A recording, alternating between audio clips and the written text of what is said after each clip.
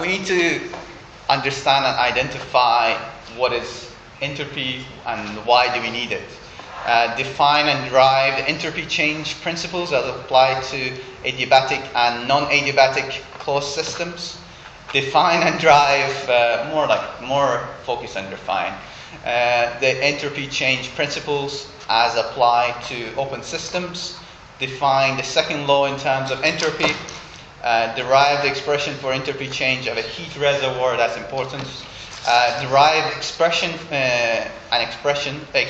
for the entropy change of an ideal gas system undergoing a variety of common processes, and apply the entropy change principle to refrigeration and heat engine cycles and calculate the total entropy change for the cycle. So you can use entropy to define whether something is feasible and how feasible it is based on the entropy. And also entropy will lead to the Gibbs free energy, which you can use to calculate when reactions reach equilibrium and when systems reach equilibrium. That's more for next year and the following years, and also if you decide to go into oil and gas, you'll be doing a lot of that if you stay in thermodynamics, PVT, that kind of flow assurance, pipeline kind of work. Good money. Spontaneous processes are irreversible. You've learned that already. This can be tested using the Kelvin, Planck, and Clausius statement of the second law. This was covered in the previous lectures. It's necessary to find a simple mathematical formulation of the second law, not one expressed in terms of heat engines or reversible heat engines. That is the need for entropy. So we can determine the feasibility quite simply without going through the heat engines. And the Clausius inequality is a good place to start, as we demonstrated in the last lecture, but it contains an integral over a cycle process, and the process interest may not be, the process of interest might not be a cycle, so it could be just a reaction phase behavior, as I mentioned. The Clausius inequality was derived in the last session. So dq over t, the derivative of dq over t is either equal or less than 0, so negative. You're always reducing quality of heat. For an irreversible cycle, this is always going to be smaller than 0. Again, we're reducing heat quality, so you're reducing the quality of energy. For a reversible cycle, this can be equal to 0. So this is a cycle which is completely reversible and ideal. So this is the best case scenario if you're comparing. If anything's above 0, it's not feasible. The following quantity sums to 0 over a reversible cycle. So dq over t, the integral of dq over t equals 0. And all thermodynamic properties must sum to 0 over a thermodynamic cycle. So change in pressure should sum to 0, change in volume should sum to 0, temperature, internal energy, and enthalpy. So this is over a cycle. The quantity dq over t for reversible represents a differential change in a new thermodynamic property. So basically what the mathematics states is a differential change. And the new property is called entropy, given the symbol S and the units joule per Kelvin. And remember the joule per Kelvin. So ds, the change in entropy, equals dq over t for a reversible system. This is the starting point whenever entropies change has to be found.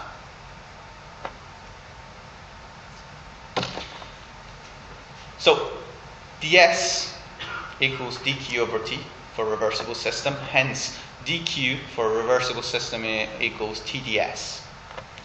Why is that useful? This means that for reversible heat transfer, the heat exchange is represented by an area on the TS plot. For instance, for a reversible isothermal process, if the heat is transferred reversibly and T is constant, Q equals T, the change in S, the change in entropy equals T multiplied by the change in entropy.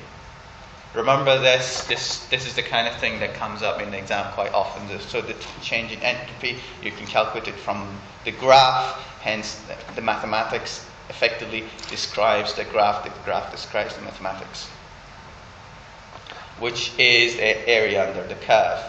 That's everything in thermodynamics, is always the area under the curve. So if you're struggling with the maths part, remember the curve, work backwards. Integrating the expression ds equals dq over t, reversible equals s2 minus s1, so final entropy minus initial entropy equals change in heat over temperature for a reversible system.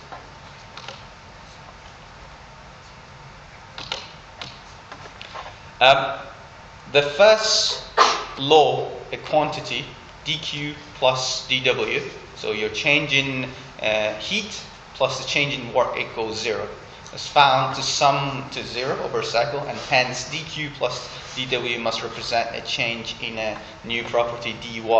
Now this is just explaining it in terms of traditional mathematics. This new property u, your internal energy, is called the internal energy or energy quantity. And the second law, another quantity again, dq over t for a reversible system was found to sum to 0 over a cycle. Why is that useful? dq over t reversible represents a change in another new property, the x. So you have y and you have x.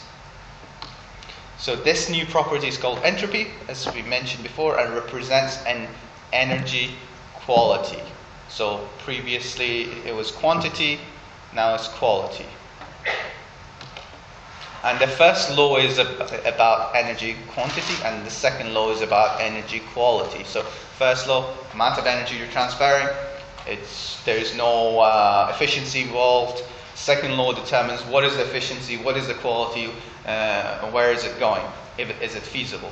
Because if you cannot increase the quality, always has to be negative. You're always losing something. The closed system that undergoes a cycle, the first cycle is 1 to 1 AB. Sorry, I should put the graph up. The second cycle is 1 to 1 AC. Both processes indicated by path A and path B represent a reversible process. So path A and B, reversible, and remember your y and x. Quantity, quality. Path C, the red dashed line, represents an irreversible process. So it's more of a real process, it's more of a direct approach.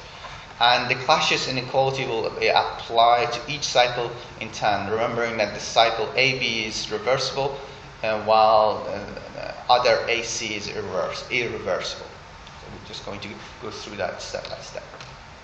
Apply the Clashes inequality to a reversible cycle, 1 to 1. By path AB. So 1 to 1 integral of 1 to 1 dq over t for a reversible cycle is 2a over 1a. Remember your graph. dq over t for reversible plus 1b 2b dq over t for a reversible cycle. Equal to 0 for a reversible cycle. For an irreversible cycle, 1 to 1. Following the reversible path A, but an irreversible return C. So A, irreversible. dq over t for irreversible over 1 to 1 equals 2a dqt plus 1c, so cutting through 2c. dq over t equals irreversible, hence smaller than 0 and feasible real life. Subtracting the two equations leads to 1 over c, 1c, 2c, integral between 1c and 2c, dq over t, irreversible, minus 1b, 2b, dq over t, reversible. By doing this, the inequality of the Clashes is being applied to a single process. So it's effectively explaining in terms of mathematics. You're explaining the graph, the process in terms of mathematics step by step. Since the path B is reversible, it is possible to write 1b, so the path 1b, between 1b and 2b, dq over t equals 1b, 2b, the path between 1b and 2b is the integral of the change in entropy. Hence, if you substitute this result into the previous inequality, it leads to 1c, 2c, the integral of 1c, 2c, dq over t, irreversible, minus 1 over 2 ds is less than 0. So you can work through this yourself. It's just, I'm going through it once so you've seen it. Go through it again, step by step, and if you have difficulty, let me know, but it shouldn't be too bad. It's just, if you see the graph, if you do it step by step yourself, it's not going to be an issue.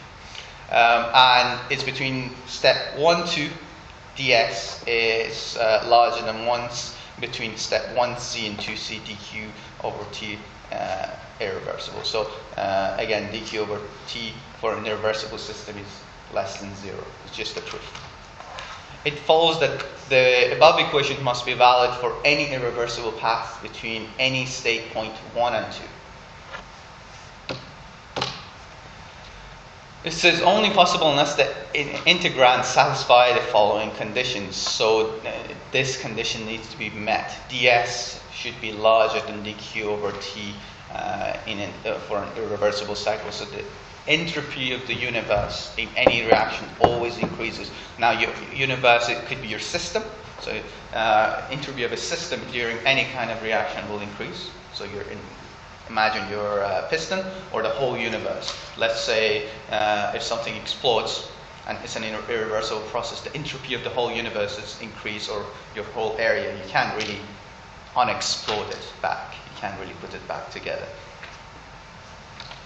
Along an irreversible path, ds is always larger than dq over t. Combining this with the definition of entropy, then the following result is obtained for any path. The change in entropy is either equals or larger than dq over t. Again, just reiterating the point. The second law may now be applied to any process. Is not necessary for the process to trace out a cycle. For any adiabatic non-flow process, dq equals 0. Remember that, adiabatic, there is no change, there is no heat transfer, there's no change in heat, whether reversible or irreversible. So ds is larger than or equal to 0 for any adiabatic system. So the change in ds over the path 2-1 equals or is larger than 0. Adiabatic. Integrated for a closed system undergoing an adiabatic process, the change in entropy S2 minus S1 equals or is larger than 0. Hence, the system, the entropy of the system, again, larger than 0 or equal to 0. For any adiabatic closed system, the entropy of the system either remains the same for the reversible process, increases for an irreversible process. So again, this is all pretty much the same. It's just reiterating it. But remembering adiabatic, remember your first law, there is no exchange of heat. Adiabatic reversible process must follow a line of constant entropy, and such a process is called isentropic. This is quite an important thing to know in general. You'll see it over and over and over again for the next 40 years. So adiabatic process is isentropic. You will use it for heat balance calculations if you work with any kind of pressure gas system. But you will understand it as you progress.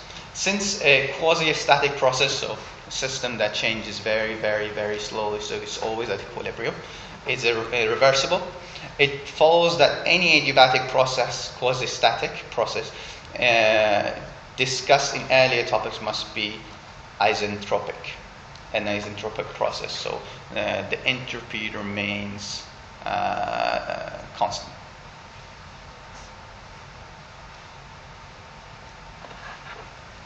To summarize, for any adiabatic process in a closed system, delta S must be smaller than 0, then the process is impossible. Equals to 0 is just feasible, again, unlikely. And larger than 0, it's feasible and the process is irreversible. All real machines are irreversible.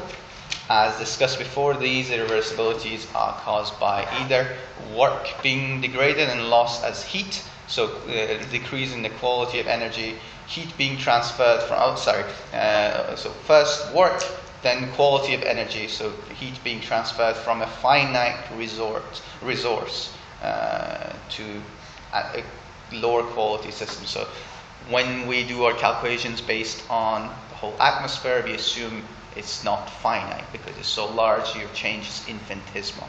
Hence, using your atmospheric calculations, it can be reversible.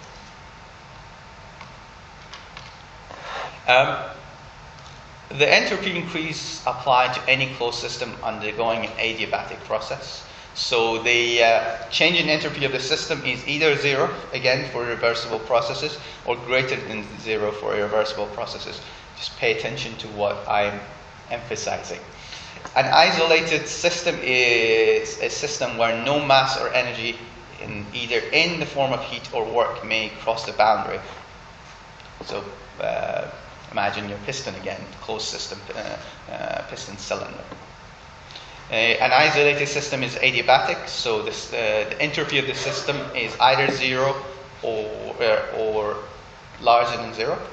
And hence, for an isolated system, the change in entropy equals or is larger than 0. Again, system A may exchange work or heat with a local surrounding B. System A is no longer adiabatic. So if there is some kind of work or heat transfer between your system, let's say your cylinder, with the outside, so if you have, it doesn't have any insulation, you have this, it's just, let's say your coffee cup, that's it, but closed coffee cup rather, then it's no longer adiabatic. But if you put lots and lots and lots of insulation around your coffee cup there, then it's as close to adiabatic as we're going to get.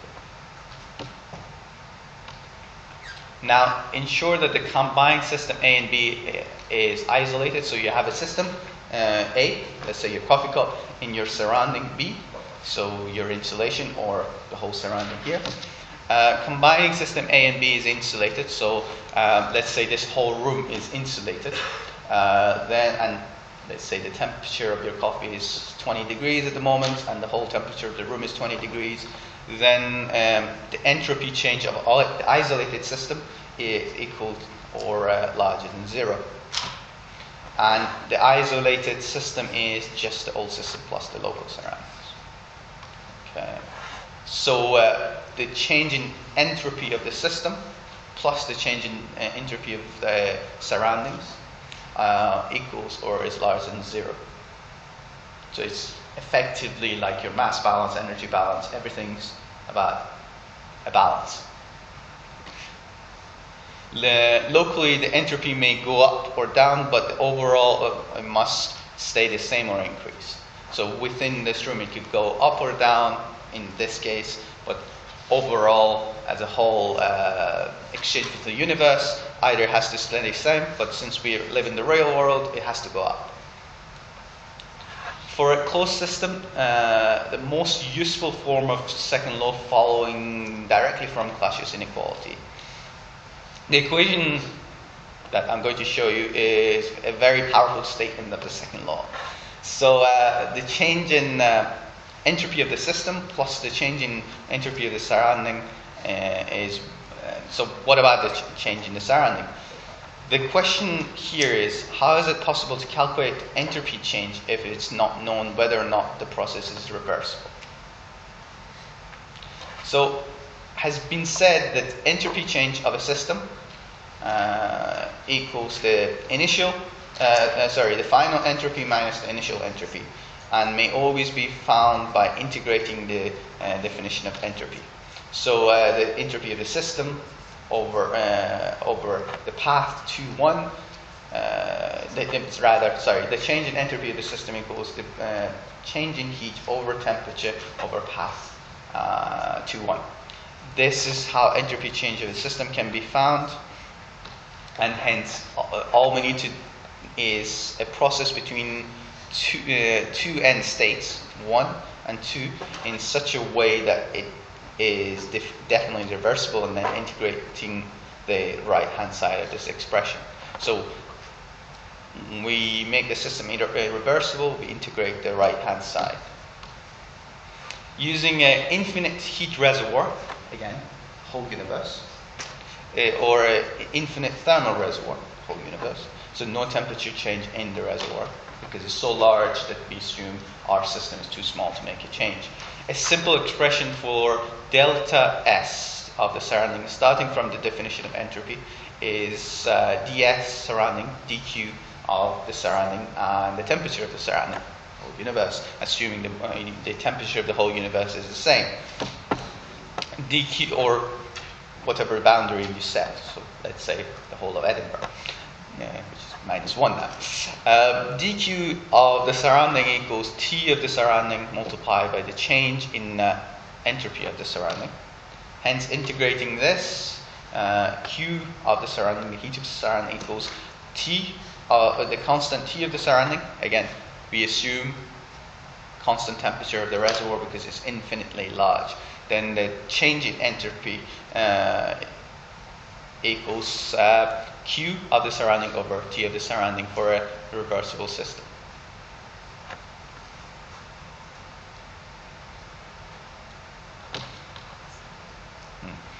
So Q of the surrounding equals the negative Q of the system. So the amount of heat energy in the surrounding equals the negative the system, because it's losing. It's not an adiabatic system.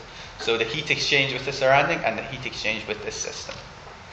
The diagram, this one, shows that the heat entering or leaving a heat reservoir is plus or minus the surrounding because of its exchanging heat. The entropy is changing. It's not adiabatic. There is no insulation, or there is very little insulation, with the constant temperature T of the surrounding.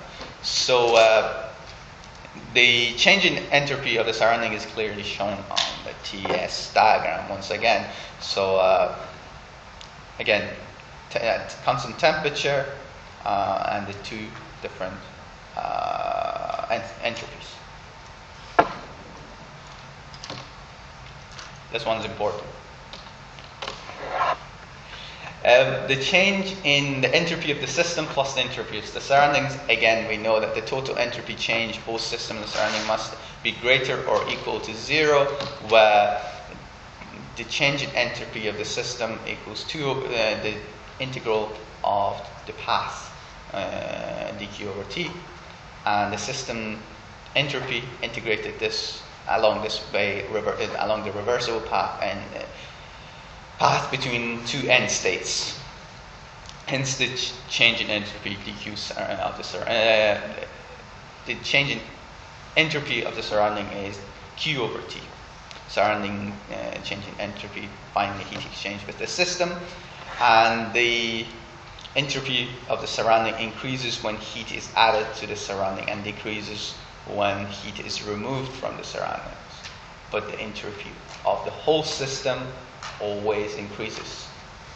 So whole system is surrounding plus the whole system is surrounding plus your individual system, and the entropy of the whole system always increases. But any time the entropy of one can decrease and the other one will increase. It's just a balance, but always has to be, the entropy change always has to be positive, and the quality has to always come down. And the heat of the surrounding equals the negative of the system, because again, exchanging energy. Heat leaving the system is negative, but positive entering the surroundings.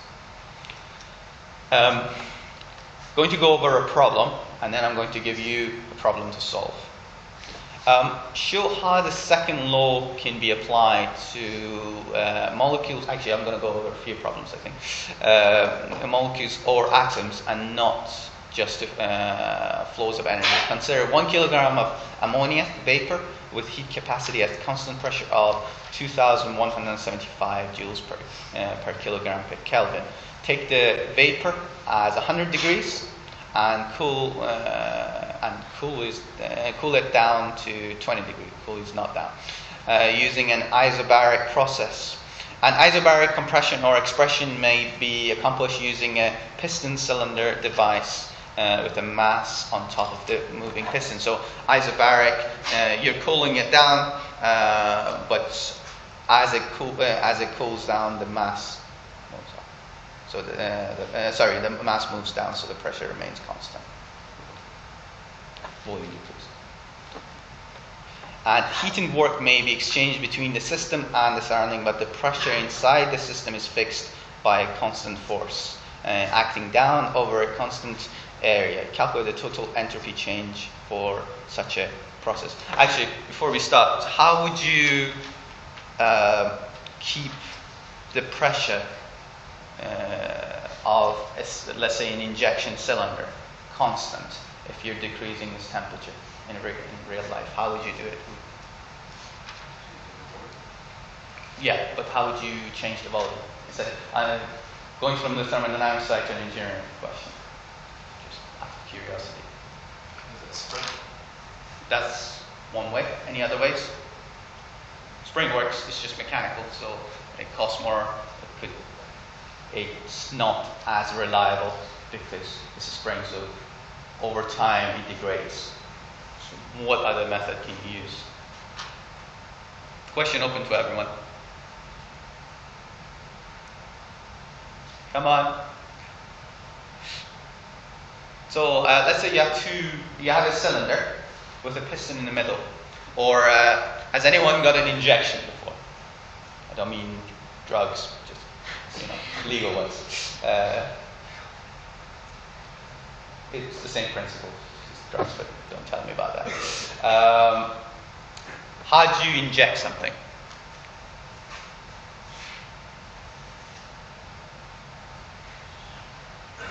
How do you inject something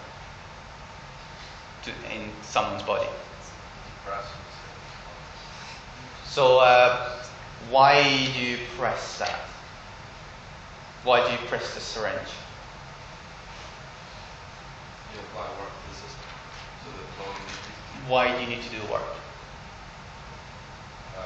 So it connects to the syringe. Mm-hmm. Isn't that something to do with the differential pressures of the two systems? So your body is a system, and the pressure inside your body is atmospheric, and the pressure outside is atmospheric, so it's constant pressure. So if you don't do anything, the piston doesn't move. But you need to move the piston or increase the pressure by reducing the volume. So let's say the system is at 20 bar. Let's say your body is at 20 bar for some reason.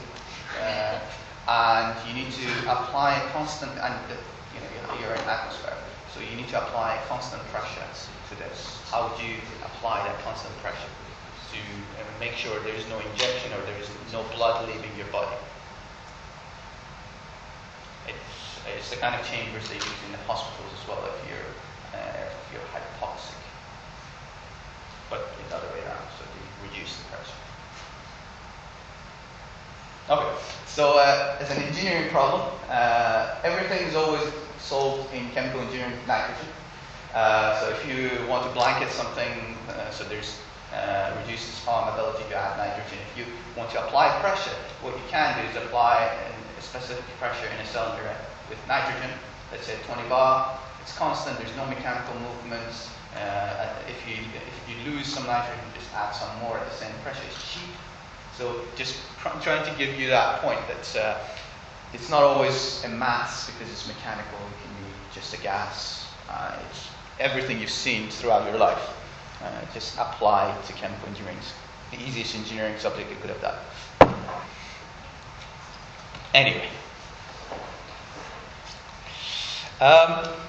The first step is to find entropy change of a system, which may always be found from this equation.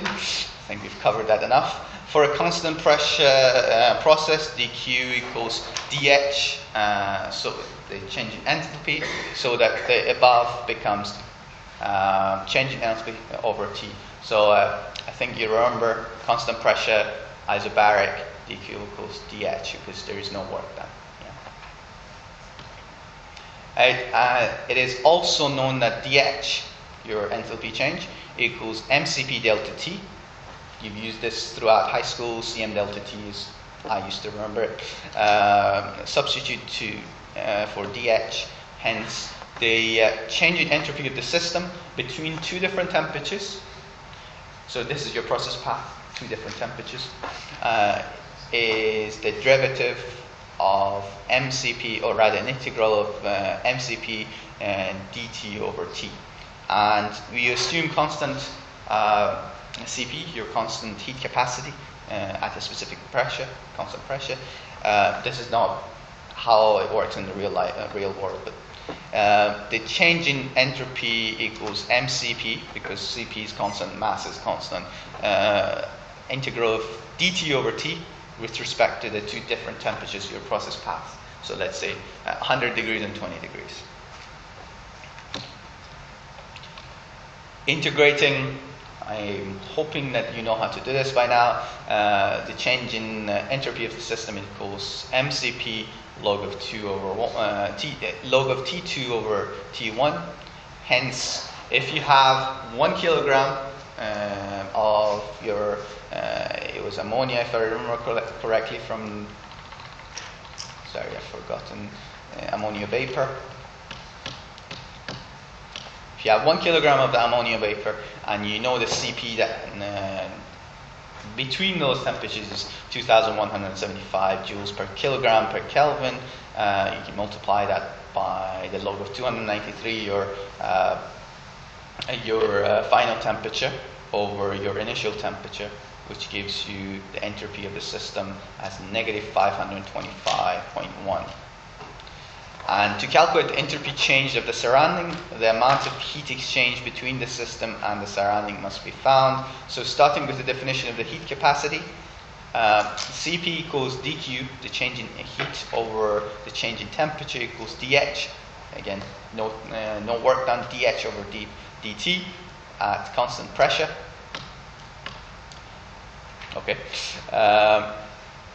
And we know that Q equals delta H equals mCp delta T over the process path. Assuming that the heat capacity is constant, we can calculate the Q of the amount of energy exchanged with the atmosphere using the equation. So 1 kilogram multiplied by the Cp 2175 multiplied by the change in temperature. Yeah.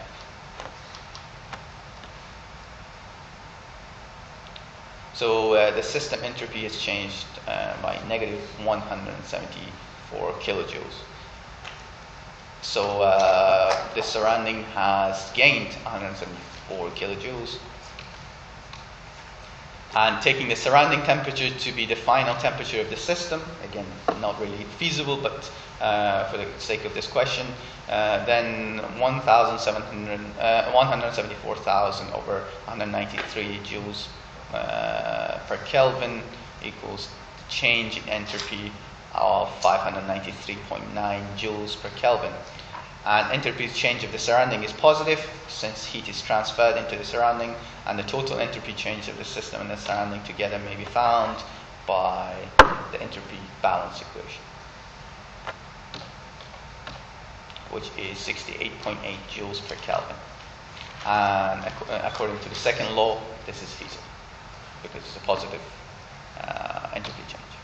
And the fact that the total entropy change is greater than 0 indicates that the overall process is irreversible.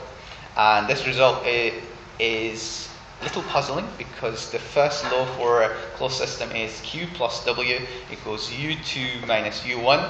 And while for a reversible constant pressure process, W equals negative P V2 minus V1. That's another hint for anyone who has questions about the second web test. Combining these two results led to Q equals delta H. And this is puzzling because on one hand, the work exchange was assumed to be reversible, while on the other hand, the change in entropy is 68.8 joules per Kelvin. So you would expect the total entropy to be 0. Yes? No. For any process to be completely reversible, the work done on or by the system must be reversible. The heat transfer to and from the system must be reversible. And in this example, the volume work done on the system as the piston compresses ammonia gas was assumed to be reversible. And the heat transfer was through a finite temperature difference.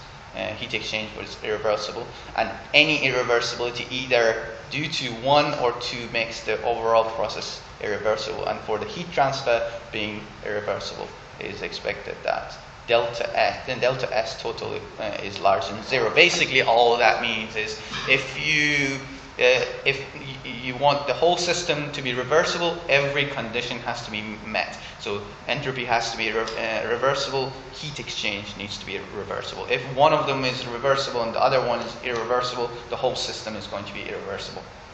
So it's like multiplying a negative.